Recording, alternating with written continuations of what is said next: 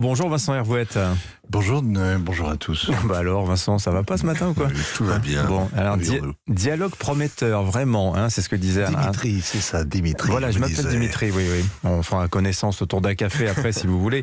Alors, je vous disais, dialogue prometteur entre Russes et Ukrainiens, disait à l'instant Alban, vraiment, enfin on va se poser la question avec vous. Est-ce qu'on peut croire à la possibilité d'un compromis entre Russes et Ukrainiens? Les Turcs sont très optimistes. Ils accueillaient des négociateurs, ils en sont fiers. Le Bosphore est le centre du monde. Les palabres n'échouent jamais au grand bazar. Et le ministre turc expliquait donc hier soir que l'heure est maintenant aux ministres russes et ukrainiens des Affaires étrangères de se voir en tête-à-tête avant de prévoir la rencontre entre les présidents. À Istanbul, bien sûr. Dit comme ça, il n'y a plus qu'à, tout est simple, juste quelques détails à régler. Comme le diable est dans les détails, ça prendra un peu de temps.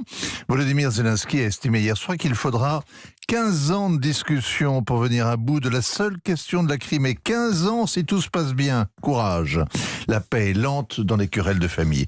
Mais comme Zelensky ne veut pas d'un rendez-vous avec Poutine en enfer, l'accord envisagé hier met de côté les questions insolubles, les territoires qui ont déjà fait sécession, autrement dit les petites républiques de Donetsk, de Lugansk et la Crimée. Alors, les Ukrainiens acceptent le principe de la neutralité. Mais l'Ukraine ne sera jamais la Suisse. Elle ne peut pas déménager, n'a pas de montagne pour se protéger de son puissant voisin. L'équation pour les Ukrainiens, c'est donc comment renoncer à l'OTAN sans renoncer à la protection de l'Amérique. La réponse, c'est de faire garantir la sécurité de l'Ukraine en échange de sa neutralité. Garantir par les membres du Conseil de sécurité, les Chinois, les Britanniques, les Français et les Américains.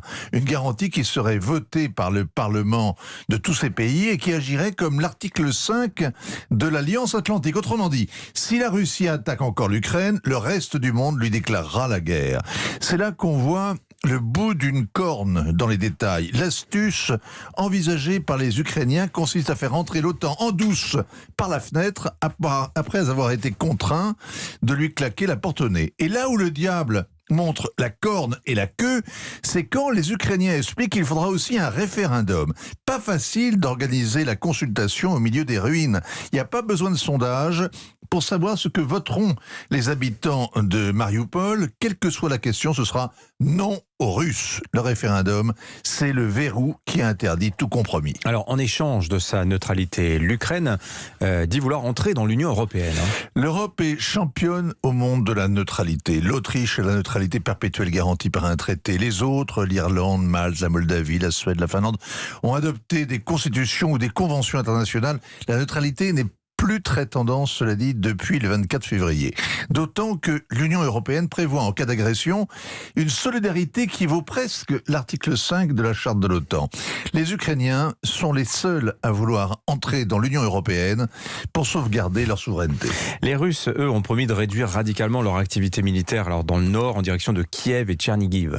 Une réduction, ce n'est pas un cessez-le-feu. Les Russes sont des spécialistes de la trêve qui n'en est pas une, qui démobilise l'adversaire et le démoralise.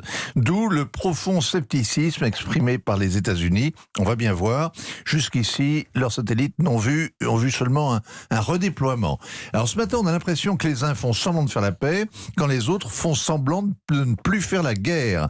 Le seul sincère, peut-être hier, c'était l'oligarque Abramovich qui joue les facilitateurs, le seul pressé de trouver une sortie de crise à tout prix pour récupérer son club de foot et sa fortune bloquée par les sanctions. Merci beaucoup Vincent Hervouette.